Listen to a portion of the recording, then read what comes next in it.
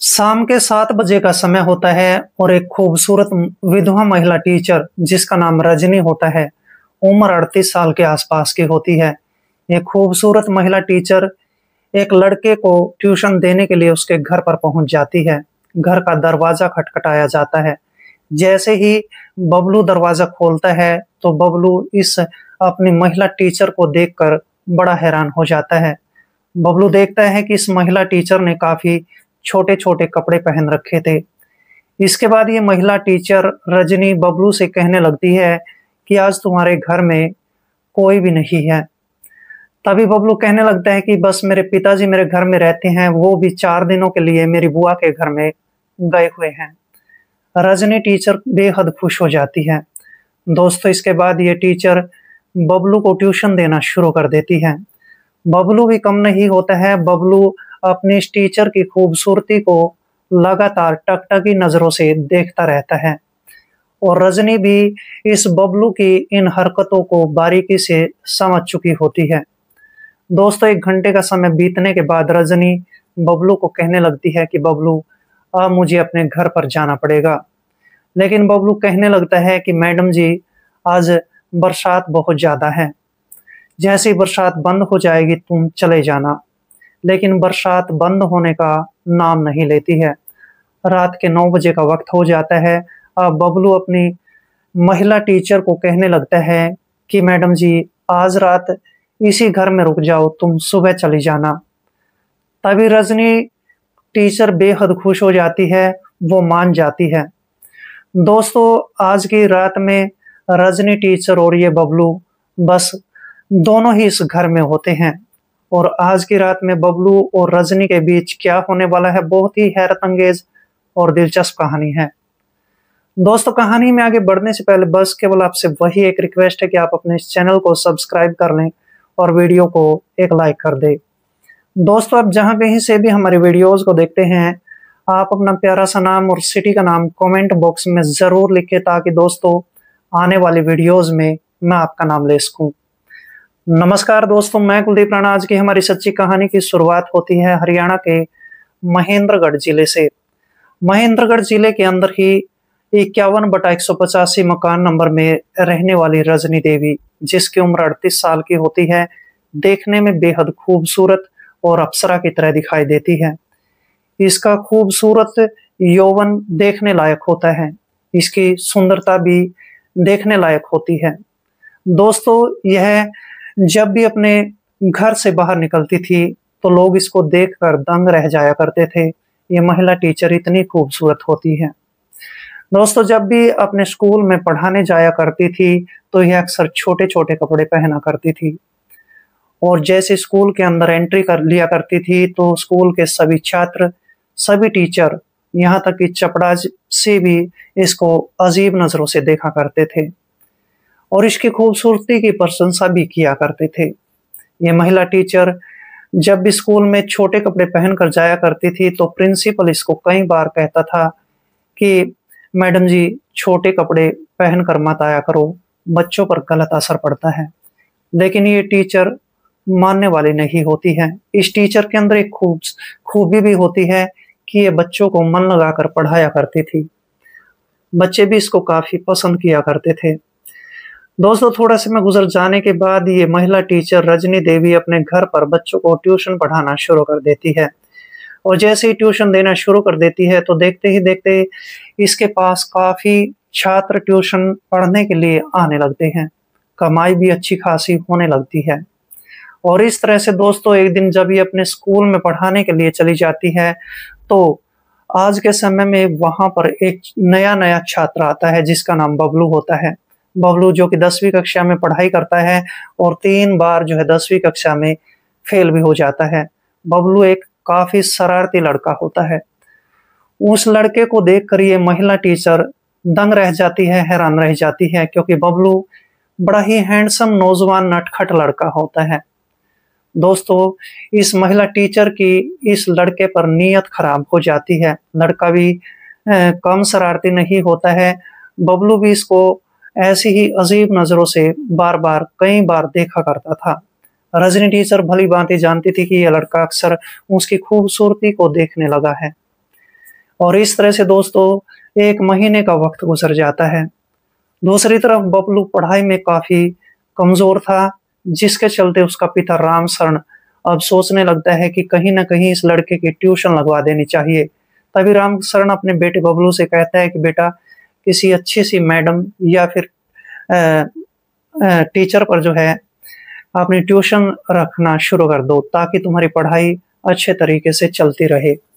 बबलू उसी समय अपने पिता को कहने लगता है कि हमारे पड़ोस में ही एक महिला टीचर रहती है, वो स्कूल में भी काफी अच्छा पढ़ाती है, यहाँ पर भी वो ट्यूशन देती है। राम शरण अपने बेटे बबलू को लेकर इस खूबसूरत महिला टीचर के घर पर पहुंच जाता है और इस टीचर को कहने लगता है कि तुम्हें मेरे बेटे को पढ़ाना पड़ेगा। दोस्तों, जैसे ही रजनी टीचर इस बबलू को अपने घर पर देखती है तो बेहद हैरान रह जाती है। रजनी भी आखिरकार यही चाहती थी, लेकिन रजनी राम शरण को कहने लगती है कि राम शरण जी, मेरे पास काफी ज्यादा छात्र हैं, इनको पढ़ाने के बाद मैं तुम्हारे घर पर इस लड़के को पढ़ाने आ जाया करूंगी। क्योंकि रजनी जानती थी कि राम शरण और राम शरण का बेटा, ये 2 ही सदस्य इस घर में रहते हैं। और इस तरह से राम शरण कहने लगता है कि कोई बात नहीं, हम घर में दोनों ही रहते हैं, आपको कोई किसी प्रकार की वहां पर दिक्कत परेशानी नहीं होगी, आप मेरे घर पर आ जाया करो। अब इसके बाद रजनी उसको शाम के 7 बजे का समय दे देती है और जैसे ही अगला दिन होता है तो रजनी पूरा दिन स्कूल के अंदर पढ़ाती है, फिर उसके बाद अपने ट्यूशन वाले छात्रों को ट्यूशन देती है। जैसे ही शाम के 7 बजते हैं तो धीमी धीमी बरसात होने लगती है और बरसात के मौसम में रजनी टीचर भीगते हुए इस लड़के बबलू के घर पर पहुंच जाती है। बबलू जैसे ही घर का दरवाजा खोलता है तो देखता है कि रजनी टीचर उसके घर के ठीक सामने खड़ी होती है। रजनी भीगी हुई थी, रजनी ने जो है छोटे छोटे कपड़े भी पहन रखे थे। रजनी की खूबसूरती को देखकर लड़का बबलू इसको ऊपर से नीचे की तरफ देखने लगता है। आखिरकार दोस्तों, ये महिला टीचर घर के अंदर प्रवेश कर जाती है और इसके बाद दोस्तों इस लड़के को यानी बबलू को पूछने लगती है कि तुम्हारे घर में आज कोई भी नहीं है। तभी बबलू कहने लगता है कि मैडम जी, मेरे पिताजी 4 दिनों के लिए मेरी बुआ के घर में गए हैं और वो 4 दिन बाद ही लौटेंगे, और 4 दिन तो मुझे अपने पिता के बिना ही गुजारने पड़ेंगे। अब इसके बाद रजनी टीचर उसको कहने लगती है कि चलो कोई बात नहीं, ये तो बहुत अच्छी बात है कि वो अपनी यानी कि तुम्हारी बुआ के घर गए हैं। इसके बाद रजनी बबलू को जैसे ही पढ़ाने के लिए तैयार होती है तो बबलू कहने लगता है कि मैडम जी, आप काफी भीग चुकी हो, मैं आपके लिए अपनी मम्मी के कपड़े ला देता हूँ, तुम उन कपड़ों को बदल लो, नहीं तो तुम्हें सर्दी लग सकती है। इसके बाद बबलू दौड़ते हुए अपनी मम्मी के कपड़ों को उठाकर लाता है और इस मैडम को दे देता है। दोस्तों, इसके बाद ये मैडम इन कपड़ों को बदलती है और कपड़ों को बदलने के बाद यह फिर से बबलू के पास आ जाती है, उसको ट्यूशन पढ़ाना शुरू कर देती है। लेकिन बबलू लगातार इस महिला टीचर की तरफ देखता रहता है। दोस्तों, आखिरकार रजनी भी बबलू के इरादों को समझ चुकी होती है। जैसे 1 घंटे का वक्त बीत जाता है तो रजनी कहने लगती है कि अब मुझे अपने घर में जाना पड़ेगा, क्योंकि रात का समय हो चुका है और अब मुझे निकलना पड़ेगा। तभी बबलू कहने लगता है कि मैडम जी, काफी बरसात हो रही है और काफी ठंड भी है, तुम ऐसा करो, रात के समय मेरे घर पर रुक जाओ, सुबह चले जाना। और इस तरह से रजनी टीचर उसी समय बेहद खुश हो जाती है। लड़का इसके इरादों को नहीं समझ पाया था। आखिरकार दोस्तों, रजनी जैसे ही इस घर पर रुक जाती है तो रात के तकरीबन 10 बजे का समय हो जाता है। रजनी जैसे ही अपने कमरे में लेटी हुई थी, अकेली लेटी हुई थी, तो उसके मन में अजीब ख्याल आने लगते हैं। वह बबलू को लेकर थोड़ा कुछ सोचना शुरू कर देती है। जब उससे रहा नहीं जाता है तो ये महिला टीचर रजनी अपने कमरे से बाहर निकलती है और बबलू के कमरे में चली जाती है। बबलू के साथ ही उसके बिस्तर पर लेट जाती है। और इसके बाद दोस्तों, रात के समय में बबलू और इस रजनी महिला टीचर के बीच एक ऐसा रिश्ता कायम हो जाता है कि जिसकी कोई भी कल्पना नहीं कर सकता है। ये महिला टीचर सारी मर्यादाओं को तोड़ चुकी होती है, सारी सीमाएं चकनाचूर हो जाती हैं और ये दोनों गलत रिश्ता बना बैठते हैं। जैसे दोनों के बीच गलत रिश्ता कायम हो जाता है तो सुबह हो जाती है। सुबह के समय ये टीचर खुश होकर इस घर से अपने घर पर चली जाती है। आखिरकार इन दोनों का सिलसिला यहाँ से शुरू हो जाता है। लगभग 1 महीने का वक्त गुजर जाता है। 1 महीने के बीच के दौरान जब भी इन दोनों को वक्त मिला करता था तो बबलू और रजनी दोनों अकेले ही घर पर अपना वक्त बिता लिया करते थे। लेकिन इसी दौरान इस महिला टीचर ने एक सबसे बड़ी हरकत ऐसी कर दी थी कि एक रात बबलू के साथ इसने जब गुजारी थी तो उस रात के दौरान इसने कुछ आपत्तिजनक वीडियोस और आपत्तिजनक फोटोज खींच ली थी।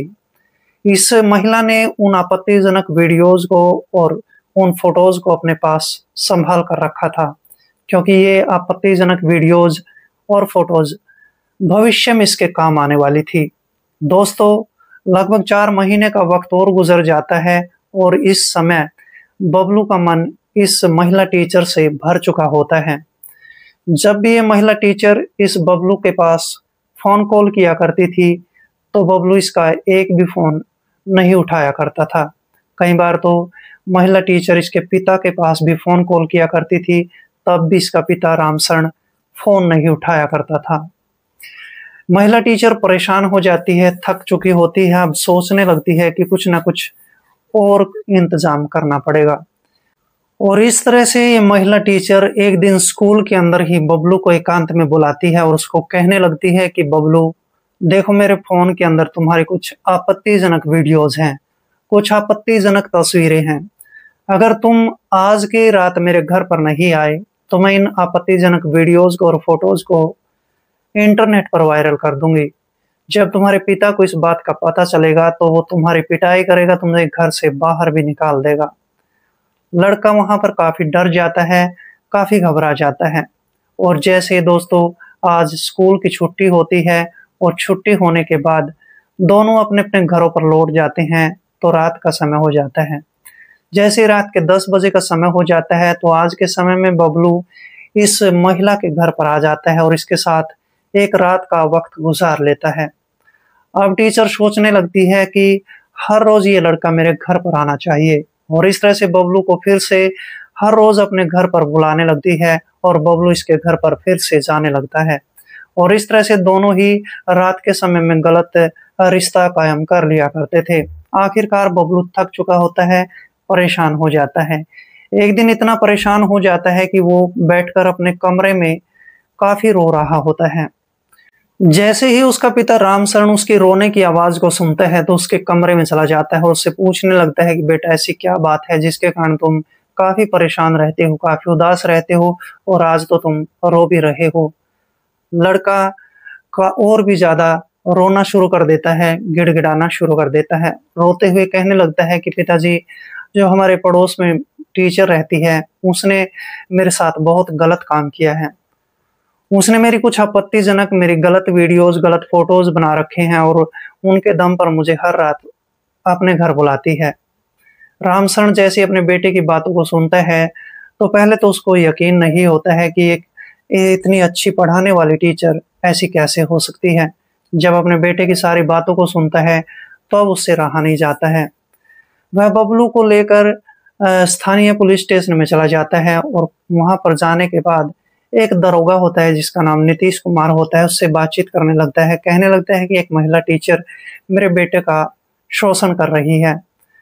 वो आपत्तिजनक तस्वीरें और वीडियोस भी दिखाए जाते हैं जो उस महिला टीचर ने बबलू के मोबाइल फोन नंबर पर व्हाट्सएप के माध्यम से भेजे थे।